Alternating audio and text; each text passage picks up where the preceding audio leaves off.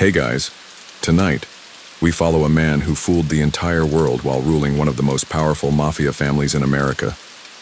On the streets, he shuffled through Greenwich Village in a bathrobe and slippers, muttering to himself like a broken soul. But behind the curtain he was Vincent the Gigante, the secretive boss of the Genovese crime family, the most feared and disciplined of New York's 5 families. Picture this, it's the 1980s. While John Gotti made headlines as the Dapper Don, Gigante moved in silence, controlling rackets worth millions without ever showing his hand. The FBI called him the Oddfather, believing he was insane, while in reality, his act of madness was one of the greatest deceptions in Mafia history. He built an empire in whispers, never needing the spotlight, only the shadows. You might think this is just a story about organized crime, but it's really about survival, cunning, and the cost of outsmarting everyone, even the government. It's about how one man turned weakness into power, and how long you can pretend to be crazy before the truth catches up.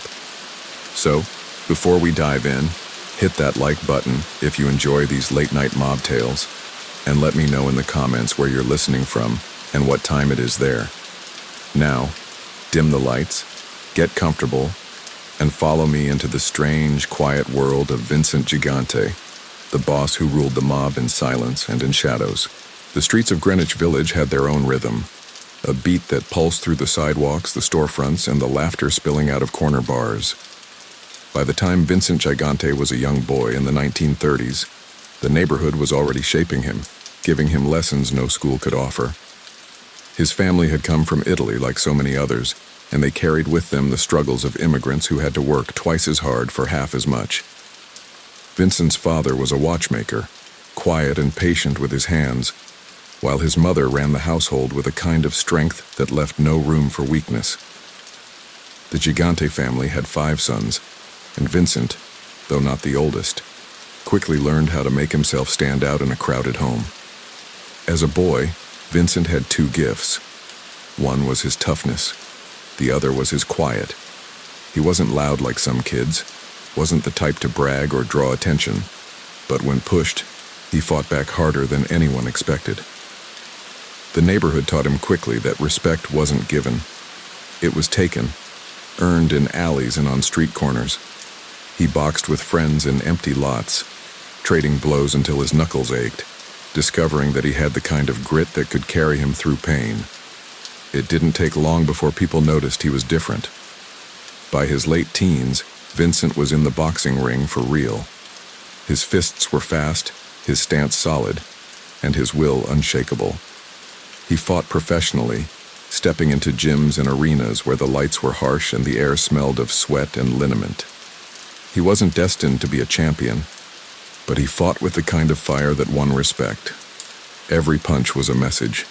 He wouldn't back down, wouldn't quit, wouldn't fold under pressure. Those traits mattered as much outside the ring as they did inside it, and in Greenwich Village, there were men who noticed more than his boxing. The underworld was never far from the neighborhood. Older men in sharp suits stood on corners, talking in low voices, moving in and out of restaurants where decisions were made that shaped the city in ways most people never saw. Vincent, like so many young men in Italian families, found himself drawn toward that world. Boxing gave him discipline, but it didn't give him money. The streets offered something more, and there was one man whose shadow loomed over Vincent's life: Vito Genovese. Genovese was already a powerful figure in the Mafia, feared and respected in equal measure. He saw in Vincent not just a boxer, but a potential enforcer, someone who could be trusted to carry out tasks quietly, someone with toughness and loyalty written all over him. The connection changed Vincent's life. He was no longer just another kid from the neighborhood. He was on a path into the heart of the most powerful crime family in New York. The transition was subtle at first. Vincent still boxed, still trained, still stepped into the ring under the bright lights. But in between fights, he began running errands, delivering messages, making himself useful to men who lived by rules unspoken but absolute. He learned quickly that silence was as valuable as fists. Don't talk too much. Don't ask questions. Don't draw attention. Do what's asked, do it well, and trust that loyalty would be remembered. As the 1950s began, Vincent was no longer just a fighter. He was a young man whose name was starting to carry weight in places most people never heard of. He had proven himself loyal, proven himself tough, and proven himself willing to do what needed to be done without hesitation. The combination made him valuable, and in the world of organized crime, value was everything. The streets of Greenwich Village whispered his nickname, Chin. It came from the way his mother called him Vincenzo, the syllables softened into Chinzino, shortened by friends into Chin. It stuck, the kind of nickname that carried through alleys and clubs, the kind of name that would one day be feared far beyond the neighborhood. But back then he was still just beginning. The boy who boxed, the young man who listened more than he spoke, the soldier in the making. He didn't yet know how far the road would take him, didn't yet know the legends and scandals his name would one day stir. He only knew that survival demanded loyalty, strength, and patience. And Vincent Chin Gigante had all three in abundance. In the years to come, his path would twist through violence, power, and deception. He would rise higher than he could have imagined, feared as a boss and mocked as a madman, a contradiction no one could quite unravel. But for now, in the smoky gyms and crowded streets of Greenwich Village, he was just a young man stepping into the shadows, carrying with him the quiet toughness that would define his life. The 1950s rolled on, and for Vincent Gigante, the ring no longer defined him. Boxing had taught him discipline, toughness, and how to take a punch. But it wasn't a future. The small purses he earned couldn't compete with the opportunities waiting on the street. More importantly, men like Vito Genovese had already marked him as someone with value. When the streets call with promises of power, loyalty, and steady money, the choice between prize fighting and the underworld is no choice at all. Vincent hung up the gloves and stepped fully into the shadows. Genovese trusted Vincent early on, giving him responsibilities that tested both his loyalty and his nerve.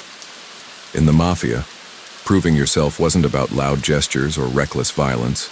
It was about quiet precision, about following orders without hesitation, about never questioning and never speaking out of turn.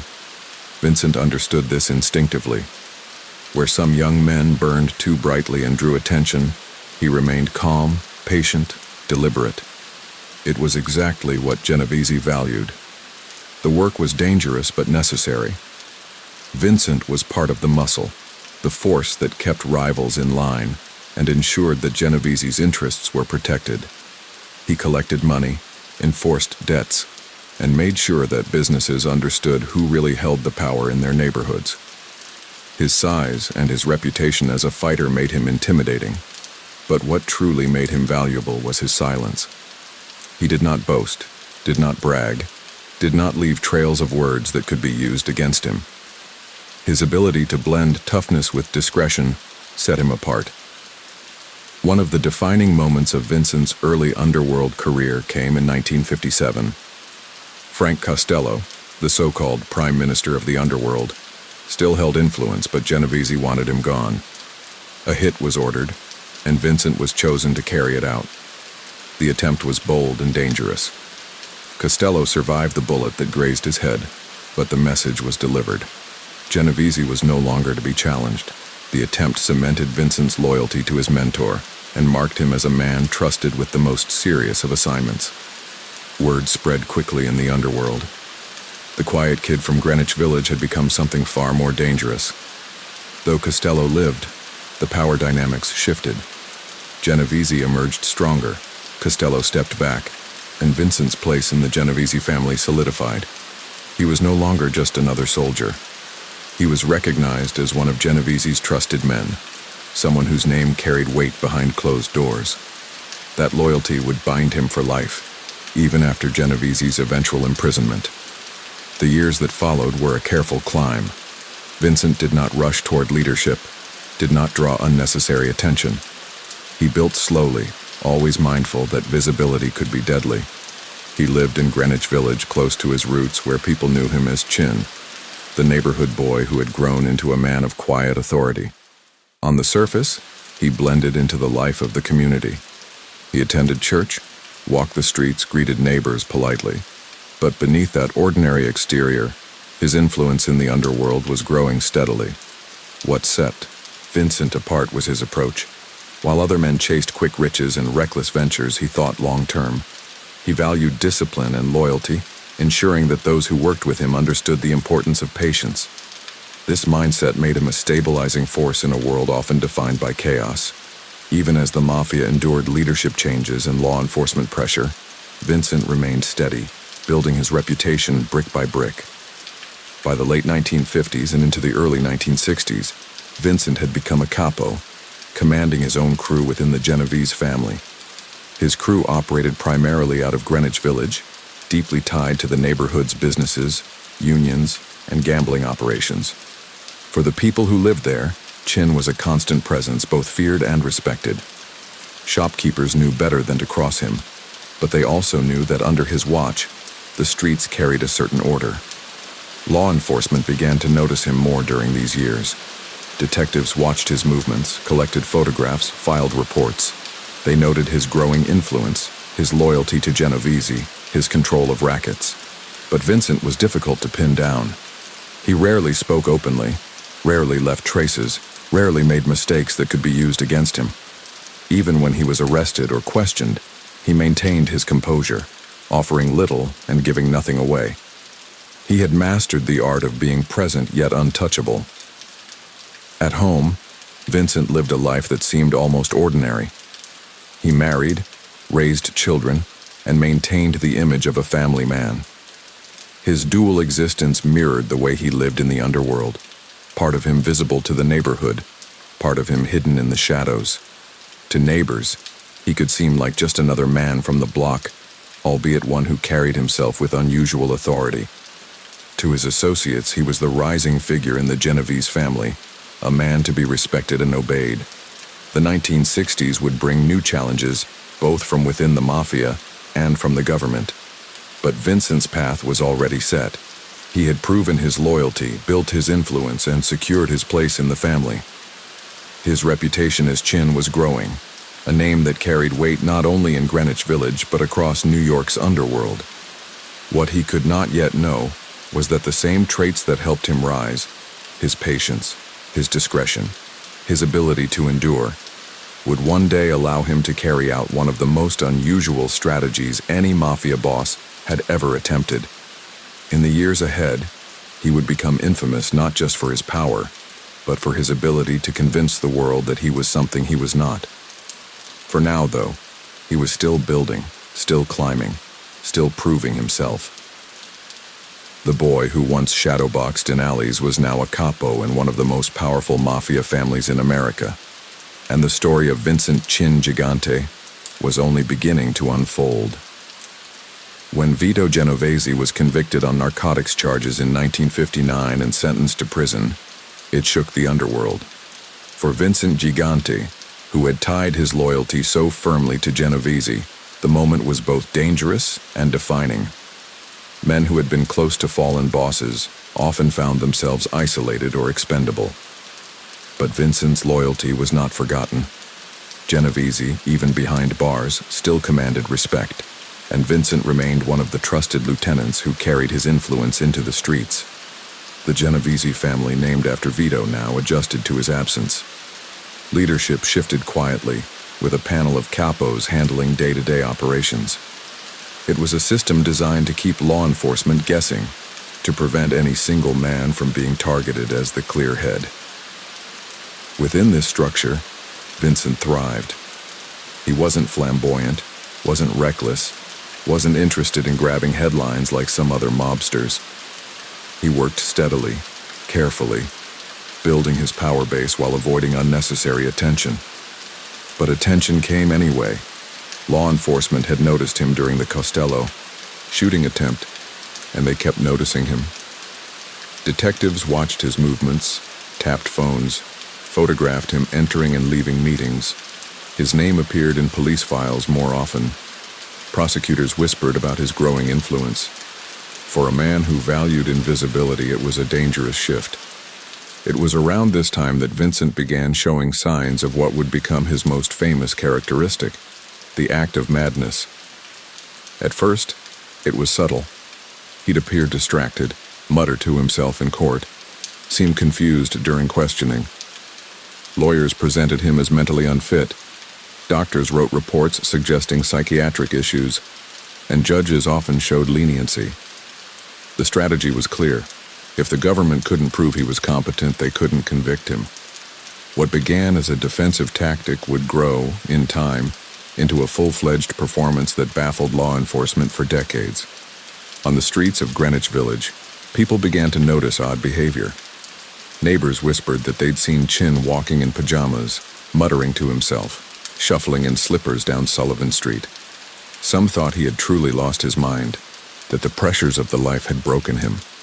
Others, especially those who knew his reputation, weren't so sure. Was it an act? Was it real? The line blurred, and that was exactly how Vincent wanted it. Behind the act, though, he remained sharp and deliberate. His crew continued to grow. His influence over gambling and unions deepened, and his word carried weight throughout the family.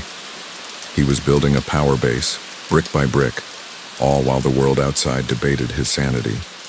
It was a strategy unlike anything the Mafia had seen before, and it bought him time, shielding him from the kind of convictions that toppled other men. The 1960s were turbulent for organized crime. The Appalachian Raid of 1957 had exposed the Mafia to the public, and the federal government was now determined to dismantle it. Wiretaps, surveillance, and undercover operations increased. Prosecutors wanted names, wanted convictions, wanted to prove that organized crime was not just rumor but reality. Vincent understood this and doubled down on his strategy. The more erratic he appeared, the harder it became to pin him down in court. His dual existence became legendary. In courtrooms, he was the confused man who didn't understand the questions. On the streets, he was the calm, calculating capo who ran rackets with precision. In Greenwich Village, he was both the neighborhood eccentric and the man whose name no one dared cross. It was a balancing act, and Vincent walked it perfectly. At home, his family shielded him from questions. They accepted the duality, the odd behavior in public balanced by his clarity in private. To outsiders, the Gigante household seemed touched by tragedy, a man slipping into madness. To insiders, it was a fortress of discipline, a place where Vincent remained firmly in control. By the late 1960s, Vincent had secured his position as one of the most powerful capos in the Genovese family. He had proven himself loyal to Genovese, proven himself capable of managing territory, and proven himself clever enough to outmaneuver law enforcement. His reputation was solidifying. He was not just another capo. He was a man destined for greater things. The world around him was changing. The counterculture era swept through New York, with protests, music, and new freedoms reshaping the city.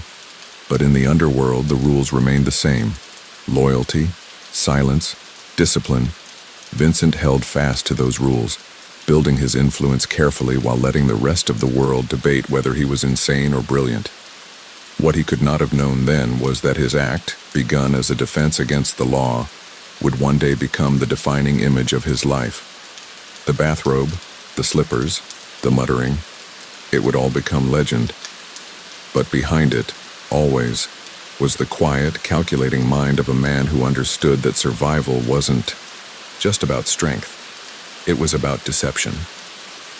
For now, though, Vincent "Chin" Gigante was still climbing, still proving himself, still shaping the power base that would one day make him the most eccentric and cunning boss the Mafia had ever seen. The 1970s arrived with a new rhythm in New York. The city was broke, crime soared, and entire neighborhoods seemed to teeter on the edge of collapse. For most people, it was a decade of fear and struggle. For the Mafia, it was business as usual, with rackets thriving in construction, unions, and gambling. And in Greenwich Village, Vincent "Chin" Gigante was becoming a figure both feared and mocked, respected and ridiculed. On the surface, he was the odd man shuffling down Sullivan Street in slippers, muttering to himself in a bathrobe. Behind closed doors, He was one of the most powerful and calculating capos in the Genovese family. The act of madness was no longer just a courtroom defense. It had become part of his daily life. Neighbors saw him wandering aimlessly, talking to himself, sometimes stopping to gesture at invisible objects. Police officers tailing him reported bizarre behavior, their notes filling files that described him as unbalanced. Some investigators were convinced he was putting on an act, but others weren't so sure. Psychiatrists examined him repeatedly, often concluding he suffered from mental illness. Judges granted delays. Prosecutors shook their heads in frustration. Meanwhile, Vincent returned home from these performances and discussed business with clarity, issuing orders, making decisions, and shaping the future of his family's operations. His crew thrived under his leadership. The village was his stronghold, but his reach extended far beyond. Numbers rackets, bookmaking operations, shylocking, and union influence all flowed through his network. Vincent had mastered the art of blending intimidation with invisibility. He didn't chase headlines the way John Gotti later would. He didn't flaunt wealth, didn't seek the spotlight. He preferred shadows, building power so quietly that even other families often underestimated his strength. One of his greatest strengths was discipline. He demanded it from his men, insisting on discretion, patience, and loyalty. Flashy cars, public violence, loud boasting. Those things had no place in his world. If his soldiers drew unnecessary attention, they risked more than just reprimand. Vincent believed the family's survival depended on invisibility, and he enforced it strictly. Ironically, his act of madness only reinforced this discipline. By appearing weak and unthreatening in public, he drew eyes away from the seriousness of his operations. His men understood that behind the bathrobe and mumbling was a sharp mind, and they followed his example, staying quiet, keeping their heads down, building wealth carefully. Law enforcement, however, never fully let go. They followed him, recorded him, interrogated him. Again and again he presented himself as unfit, slipping deeper into his role, convincing some, frustrating others. One prosecutor later admitted that watching Vincent wander into court in pajamas, drooling slightly, left even seasoned investigators doubting themselves. Could a man so obviously disturbed really be running a criminal empire? The confusion worked in Vincent's favor every time. Cases dragged, charges evaporated, witnesses hesitated. He was building a shield stronger than muscle. Doubt. At home, his family lived with the strange duality. His wife and children knew the truth. At home, he was lucid, careful, deeply involved in business. But when he stepped outside, he became Chin, the muttering eccentric.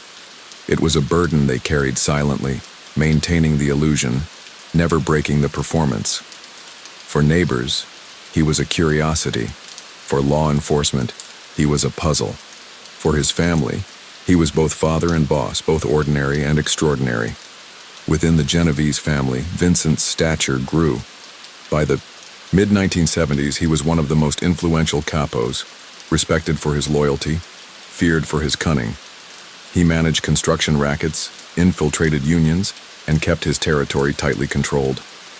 Other families recognized his power, but they also recognized his unpredictability.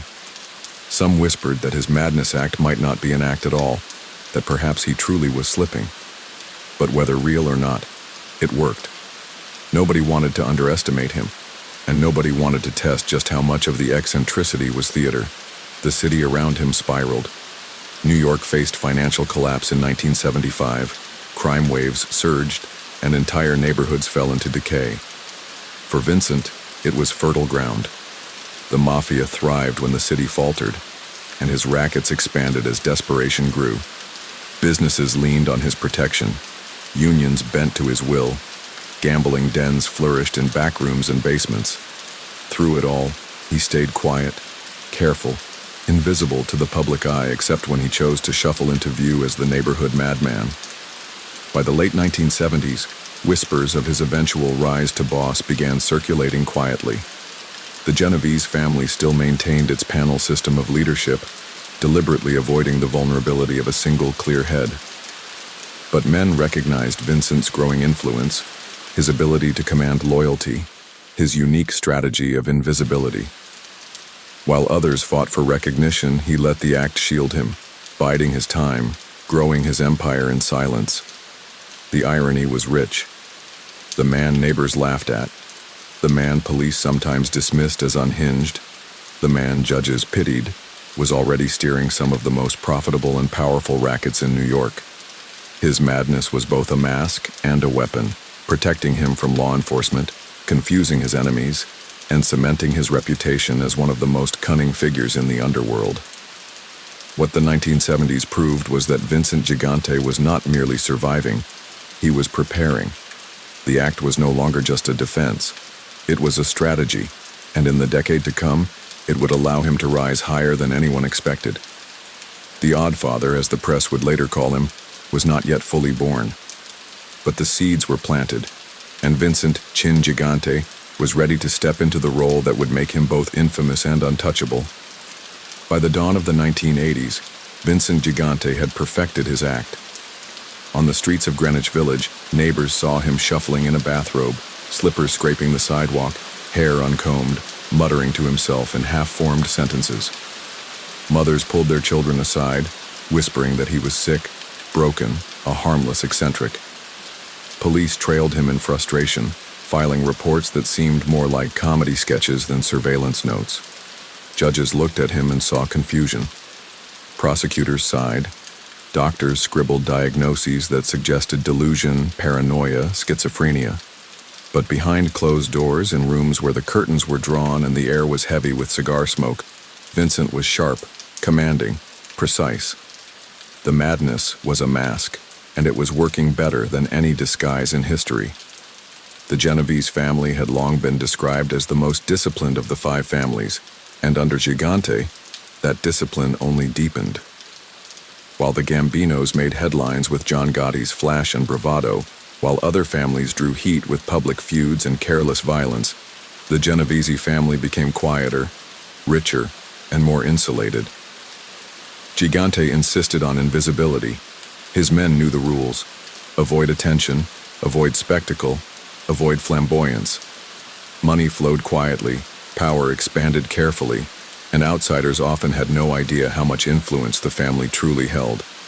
Vincent's strategy was not about greed, it was about survival. He had lived long enough to see bosses fall. Masseria, Maranzano, Luciano, Costello, Genovese, Colombo, even Carmine Galante. They all rose high and fell hard, often because they wanted to be seen. Gigante wanted the opposite. He wanted to endure. If others laughed at him for wandering the streets in pajamas, if tabloids called him the Oddfather, he welcomed it.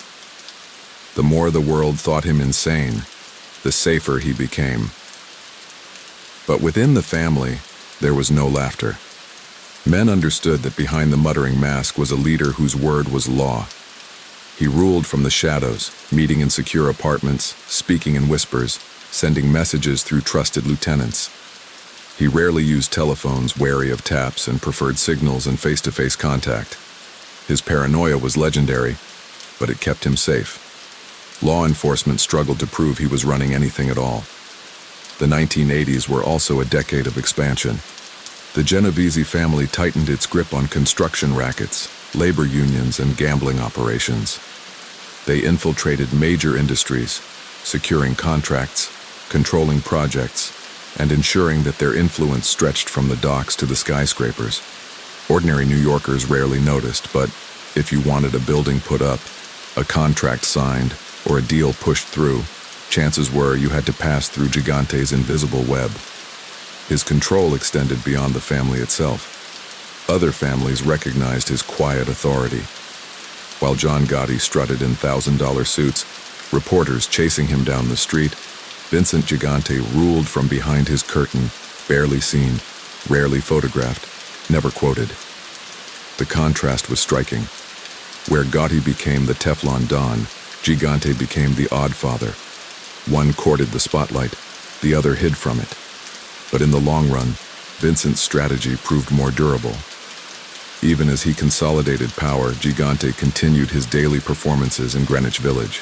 Surveillance teams followed him as he wandered aimlessly, sometimes stopping mid-street to speak to lampposts, sometimes sitting on a bench for hours staring at nothing. For the FBI, it was infuriating. For locals, it became part of the neighborhood's fabric. Children joked about him, adults pitied him, and few believed he was capable of running anything more complicated than a chess game in the park.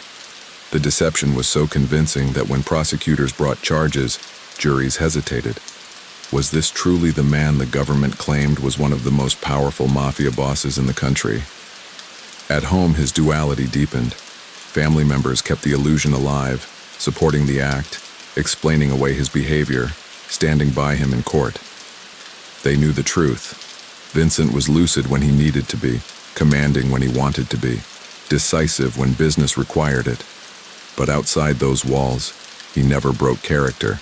The illusion had to be complete, or it would fail. By the mid-1980s, Gigante's rise was undeniable, even if difficult to prove. The Genovese family was thriving, stronger and richer than its rivals, quietly dominating rackets across New York and beyond. His command was unquestioned. He had become the boss, though he avoided the title in public. For law enforcement, it was a maddening paradox. The man they believed to be one of the most cunning bosses in Mafia history looked in public like someone incapable of tying his own shoes. The press began to feast on the image. Headlines painted him as bizarre, eccentric, comical. But beneath the laughter was frustration. Agents and prosecutors knew he was faking, but proving it in court was another matter. Psychiatric reports piled up, each one declaring him unfit. Charges were dismissed, trials postponed, cases weakened. Vincent remained untouchable, not through violence alone, but through performance. The decade ended with his power secure. While other bosses were indicted, convicted, and imprisoned, Gigante remained in place, shielded by his act, protected by his discipline, respected by his family. The man in the bathrobe had outmaneuvered the government, outlasted rivals, and solidified himself as the most unusual, and perhaps the most brilliant, mafia boss of his time. What he could not know was that the 1990s would bring new challenges, wiretaps, turncoats, and prosecutors more determined than ever. His disguise had worked for decades, but no mask lasts forever. For now, though, Vincent Gigante walked the streets of Greenwich Village as the Oddfather, laughing to himself in slippers, while ruling an empire from the shadows. The 1990s began with Vincent Gigante still holding firm as the most elusive of New York's mafia bosses. He was rarely seen outside of Greenwich Village except in his bathrobe, shuffling along Sullivan Street, muttering to himself. Surveillance teams were still baffled, prosecutors still frustrated, judges still uncertain. Yet behind the curtain, in carefully chosen apartments and secret back rooms, he commanded the Genovese family with the same precision as always. His men carried out orders quietly, money flowed steadily, and rivals respected the invisible hand that guided the family. For years, his strategy had worked flawlessly, but the 1990s would test him in ways he had never imagined. Law enforcement had learned from past failures. The FBI was more determined than ever, and prosecutors were no longer content to watch Gigante wander the streets pretending to be insane. They dug deeper, built stronger cases, and leaned heavily on a weapon that had begun changing the mafia landscape: turncoats. In earlier decades, loyalty to omerta had been nearly absolute, but by the 1990s, cracks were showing. Men facing long prison sentences began choosing cooperation over silence, trading secrets for lighter punishments. Each one chipped away at the walls of secrecy the mafia had relied upon for generations. For Gigante, the threat was personal. Trusted associates began to waver under pressure. Men who had once sworn loyalty spoke in courtrooms and whispered to agents. The government finally began piecing together what they had always suspected: that the muttering man in pajamas was no fool, but the cunning boss of the Genovese family. Wiretaps added to the case. Agents planted bugs in meeting spots, caught fragments of conversations, traced financial flows. Though Gigante was careful, the network around him left trails. Slowly, methodically, investigators built a picture of his leadership. It was not as dramatic as catching him in the act, but it was enough to convince prosecutors they could finally crack the Oddfather's disguise. Meanwhile, inside the Genovese family, his paranoia grew. For decades, his act had been a shield, but he knew shields could crack. He trusted only a handful of men, communicated cautiously, and kept layers between himself and most operations. He had always valued invisibility, but in the 1990s he clung to it desperately. Yet even with all his care, the pressure mounted. Cases moved forward, charges piled up, and the government refused to be fooled.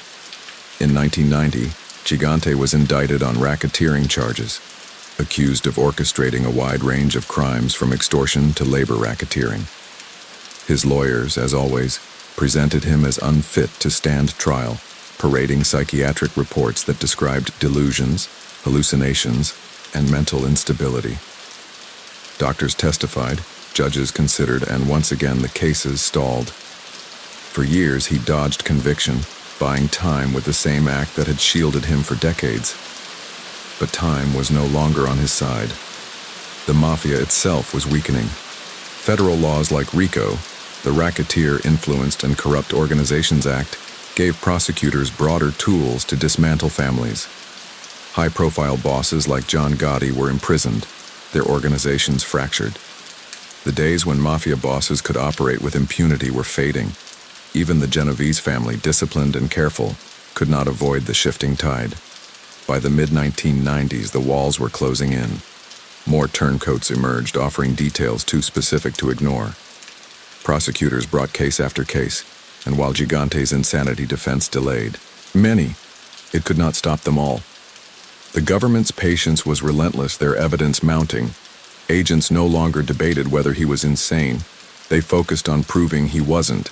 Neighbors in Greenwich Village still saw the same eccentric figure wandering the sidewalks, muttering in a bathrobe. But now they also saw reporters, cameras, and agents lurking nearby. The illusion remained convincing to some, but the narrative was shifting. Journalists began writing that the Oddfather might be playing a long game, that perhaps the pajamas and slippers were nothing more than costume. The public, once amused, began to doubt. And once doubt spread, the act lost some of its power. In 1997, after years of delay, Vincent Gigante was finally convicted of racketeering and conspiracy charges. The government had done what once seemed impossible. They had pierced the mask. The man who had outwitted prosecutors for decades, who had used madness as a shield, was sentenced to 12 years in federal prison. The courtroom moment was historic, not just for the conviction itself, but for what it represented. The Oddfather had been unmasked. Even then, Vincent clung to the performance. In prison, he continued to present himself as unwell, mumbling, shuffling, retreating into the character he had inhabited for so long. But the weight of evidence was undeniable, and the government refused to let the illusion stand. In 2003, facing another trial, Vincent finally admitted what many had long suspected. The insanity was an act, carefully maintained to shield him from law enforcement. After decades of debate, the truth was spoken. For the Genovese family, his imprisonment was both a loss and a testament. Under his leadership, they had thrived longer than most, their discipline keeping them strong while flashier families burned. Even in prison, his reputation commanded respect. But for Vincent himself, the 1990s marked the beginning of the end. The world he had manipulated so skillfully had caught up with him, and the Oddfather was no longer untouchable. Yet even in defeat, there was something remarkable about him. Few bosses had lasted as long, fooled as many, or ruled as quietly. His legacy was complicated, half comedy, half brilliance, part deception, part discipline. To some, he was a madman. To others, a genius. To history, he was both. The bathrobe-clad eccentric who ran the most powerful Mafia family in America while convincing the world he was insane.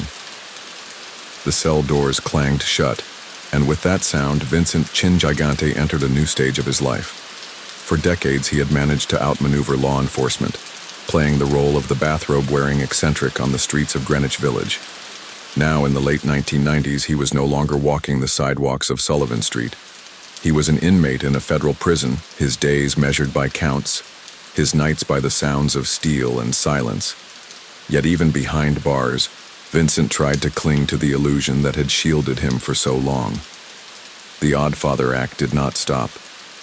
Guards reported that he shuffled through the prison yard muttering to himself, staring into space, speaking in fragments as though lost in another world.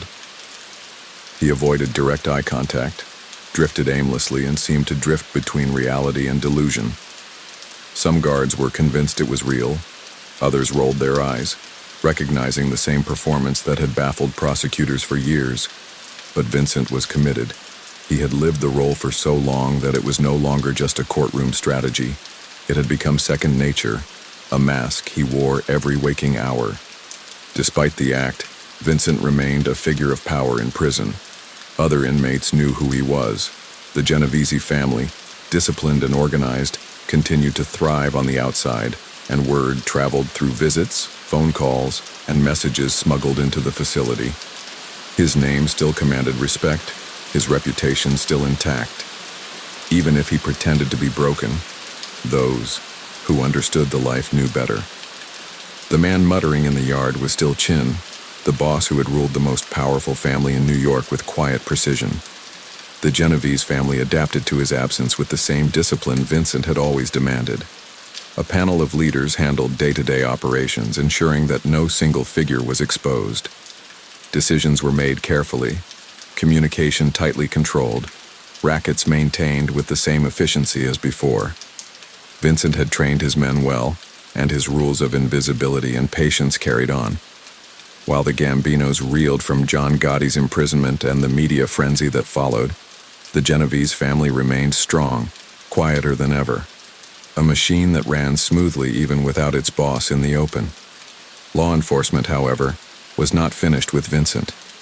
Even in prison, prosecutors pursued him, determined to prove once and for all that his madness was a facade.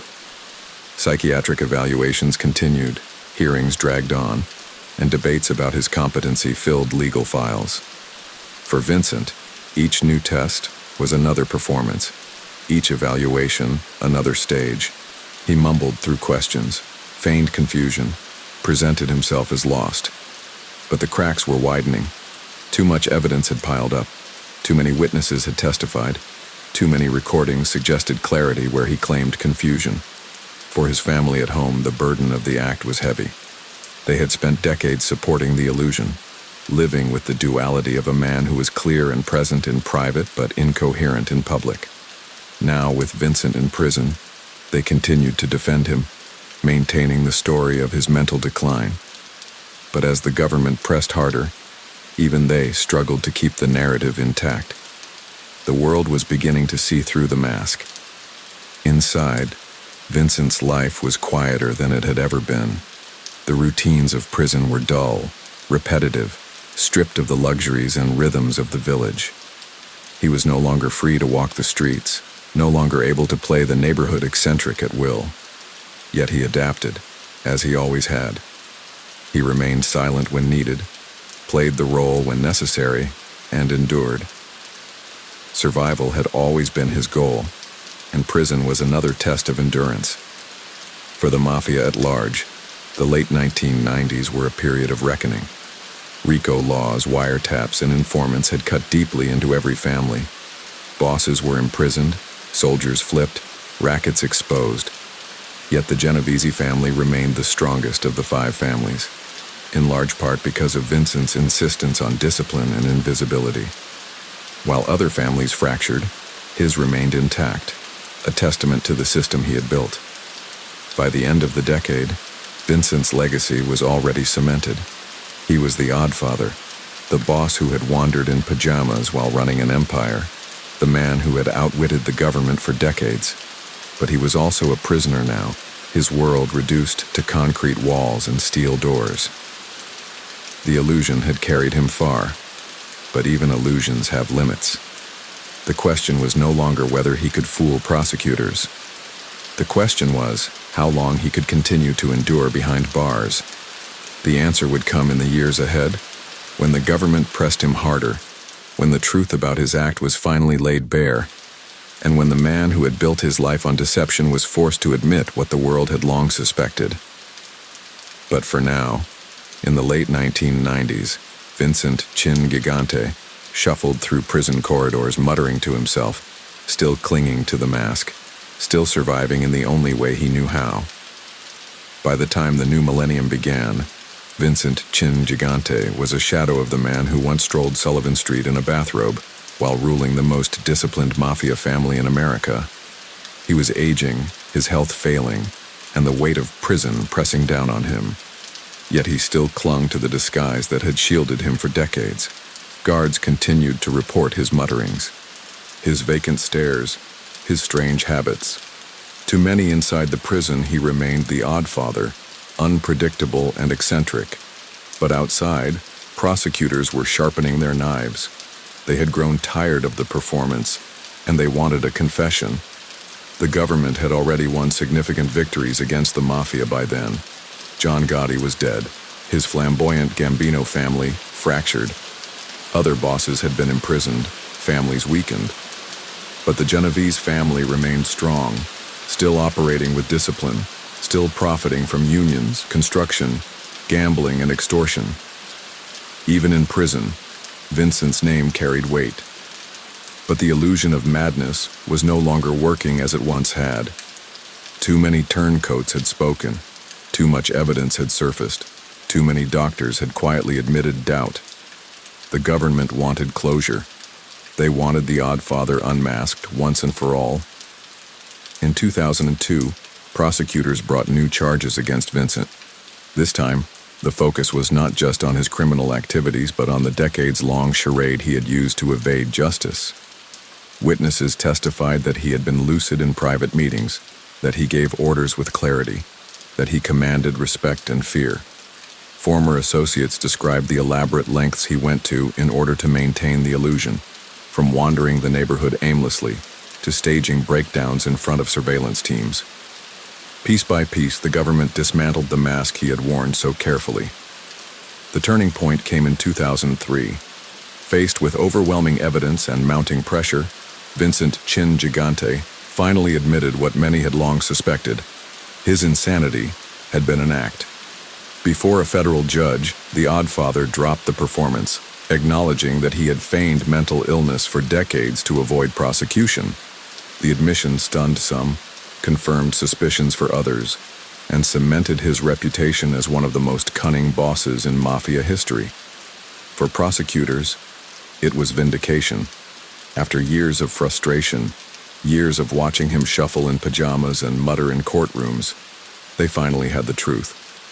The illusion was over, and the man behind it stood exposed. For law enforcement, it was proof of both his brilliance and his deceit, a reminder that the Mafia's greatest weapon was not just violence but strategy. For Vincent, the confession was both an end and a survival tactic. His health was failing, his options limited. The act had carried him for decades, but in the end, it could not outlast the weight of evidence and the persistence of the government. He chose to admit the truth, perhaps hoping for leniency, perhaps simply too tired to continue the performance. Either way, the mask was gone. The revelation did not tarnish his reputation within the Genovese family. If anything, it reinforced it. His men saw in his decades-long deception a brilliance that had kept him free while others fell. They respected the discipline, the commitment, the sheer audacity of a boss who had fooled doctors, judges, prosecutors, and the public for so long. To them, he was still Chin, still the man whose rules of invisibility and patience had kept the family strong when others collapsed. But for the public, the story became legend. Newspapers ran headlines declaring the Oddfather a fraud. Television specials recounted the years he spent wandering in bathrobes, only to reveal that it was all theater. Documentaries explored his double life, the contrast between the muttering eccentric in public and the sharp, ruthless boss in private. To the world, Vincent Gigante became more than just another mafia figure. He became a symbol of deception, a man who turned madness into a weapon. In prison, after the admission, Vincent's life grew quieter still. He no longer needed to shuffle aimlessly, no longer needed to mumble endlessly. The act was over. He lived out his days in federal custody, his body weakening, his health declining. Yet even as he faded, his story echoed. Younger, inmates whispered his name with respect. Guards watched him with curiosity. Journalists wrote about him with fascination. The Oddfather had been unmasked, but his legend only grew. The early 2000s marked the final transformation of Vincent Gigante's story. He was no longer the boss walking Sullivan Street in slippers, no longer the capo building his crew in Greenwich Village, no longer the enforcer trusted by Genovese. He was an old man in prison, frail but still sharp in memory, defined not just by his crimes but by the performance that had shielded him longer than anyone thought possible. And though the mask had fallen, the brilliance of the act remained undeniable. For decades, he had outwitted the system, manipulated the courts, and confused the public. He had survived longer than most, ruled longer than many, and left behind a legacy unlike any other. The admission in 2003 was not the end of his legend. It was the final piece of it, the confirmation that what everyone suspected was true, and that the Oddfather had been playing the greatest role of his life. The confession in 2003 that Vincent "Chin" Gigante had faked insanity for decades reverberated through courtrooms, neighborhoods, and even prison walls. For law enforcement, it was the confirmation they had pursued for years. For the public, it was proof that the Oddfather's eccentricities were nothing more than theater. For Vincent himself, it marked the end of a long performance. He no longer needed to shuffle aimlessly in slippers or mutter incoherently for guards and doctors. The mask had fallen, and what remained was a frail old man nearing the end of his life. Inside federal custody, Vincent's world had shrunk to routine. His health was in steady decline, his once broad frame weakened by age and illness. Guards described him as subdued, often tired, sometimes reflective. Without the daily act to maintain, he carried himself with a kind of weary honesty. He was no longer pretending. He was simply old. The performance that had defined his life had been put away like a costume no longer needed.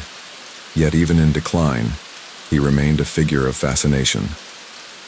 Other inmates still whispered his name with reverence, recognizing that few men had outwitted the system for as long as he had. Younger prisoners looked at him as living history, the embodiment of an era when cunning and patience could make a man untouchable. Guards, too, treated him with a mix of caution and curiosity. Even stripped of power, the Oddfather commanded a presence. On the outside, the Genovese family continued much as it always had. His rules of discipline and invisibility were so ingrained in the organization that his absence made little difference to its daily operations. Other leaders stepped into place, guiding the family with the same quiet efficiency he had demanded. While the Gambinos and other families had been crippled by the loss of flashy bosses, the Genovese machine endured, as steady and invisible as ever. It was perhaps the greatest testament to Vincent's leadership. He had built a system designed not around himself, but around the principle of survival. His personal family carried their own burdens. They had spent decades defending him, insisting on his supposed illness, helping maintain the illusion that had shielded him. Now that the truth was out, they faced questions from journalists, curiosity from neighbors, and the constant attention that came with his name. Yet they too endured. To them, he was not the Oddfather, but husband, father, grandfather. In visits and calls, they saw not the infamous boss of headlines, but a fading man, tired and frail, who still carried the weight of his choices. Vincent's days grew quieter with each passing month. He was no longer the enforcer trusted by Genovese, no longer the capo commanding Greenwich Village, no longer the boss whose slippers shuffled through Sullivan Street. He was simply an aging inmate, his body failing, his influence confined to memory. But in conversations with those who knew him best, he remained sharp enough to reflect. He spoke of loyalty, of discipline, of the importance of patience. Even as his body weakened, his core beliefs did not. The prison walls offered him no stage, no neighborhood sidewalks, no curious eyes to fool. But the legend of his disguise lingered. Newspapers still revisited his story. Television specials replayed the footage of him wandering the village in his bathrobe. He had become part of American folklore, the odd mob boss who fooled the world. The irony was not lost on him. He had spent his life avoiding attention, hiding in shadows, yet in the end, it was his act that made him unforgettable. By 2005, Vincent's health had deteriorated significantly. Heart problems, advanced age, and the toll of confinement left him frail. Fellow inmates saw less of him in common areas. Guards moved him more carefully. Medical staff monitored him more closely. He was no longer the Oddfather or even the boss. He was simply an old man nearing the end of his time. Yet even then, the respect remained. Few men in his world lived as long as he had, and fewer still managed to outwit the government for so many years. As the summer of 2005 turned into winter, Vincent Gigante's story drew to its final chapter. The man who had once turned madness into armor, who had ruled the most disciplined Mafia family in America, who had survived longer than almost all of his peers, was fading away. His life, marked by deception and discipline, power and disguise, was nearing its end. And though he was now just another inmate in failing health, the legend outside those walls continued to grow. The world had not forgotten the Oddfather. They never would. After decades of fooling psychiatrists, judges, prosecutors, and even the press, Vincent Gigante's reality inside prison was stripped of all illusions. By the early 2000s, once the mask of madness had been publicly dropped, he lived his last years with the weight of both truth and legend pressing down on him. His health had been deteriorating for years. Heart issues, breathing troubles, the strain of confinement, but he remained stubbornly resilient. Guards noticed he moved slowly, sometimes needing assistance, but there was still a spark in his eyes on the days he chose to speak clearly. Inside, Chin had two reputations.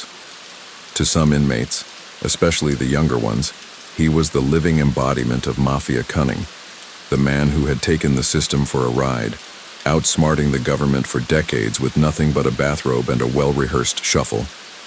They looked at him almost like folklore, a myth come to life.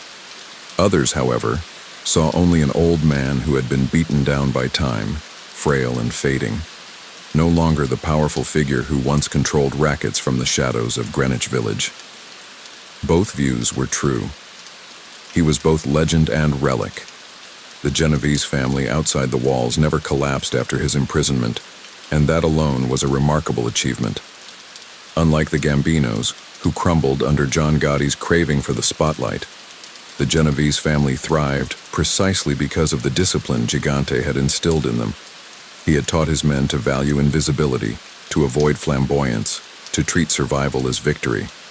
That culture endured, and in the late 1990s and early 2000s, it was what kept the family running like a quiet machine even as its boss languished in prison. The organization operated with almost corporate efficiency, with leaders rotating at the top, but always loyal to the model Gigante had left behind. For his personal family, the adjustment was harder. For decades, they had played their part, and the winter air was heavy in late December 2005, when news broke from a federal medical center in Springfield, Missouri. Vincent Gigante, once the most elusive and eccentric of Mafia bosses, had died in custody at the age of 77. After decades of deceiving courts and baffling the public, his story had finally reached its quiet conclusion. There were no cameras flashing on Sullivan Street that day, no bathrobe walks through Greenwich Village, no whispered sightings of the Oddfather shuffling along the block. His life ended not in spectacle but in the sterility of prison, his long performance now a memory, his legend sealed. In his final years, Vincent's health had declined steadily. Heart disease, the toll of confinement, and the slow erosion of age weakened him beyond repair. The man who had once outwitted judges and prosecutors now spent most of his days under medical supervision, his body frail, though his name remained powerful. Guards who had once watched him play the act of confusion now saw only an old man struggling against time. The role was no longer necessary. The act was no longer performed. What remained was Vincent himself, stripped of illusion, awaiting the inevitable. His death was met with different reactions in different worlds. Inside the Mafia, there was quiet respect. Men remembered his discipline, his insistence on invisibility, his ability to keep the Genovese family strong while others fell apart. They spoke of his patience, his cunning, his willingness to play the long game.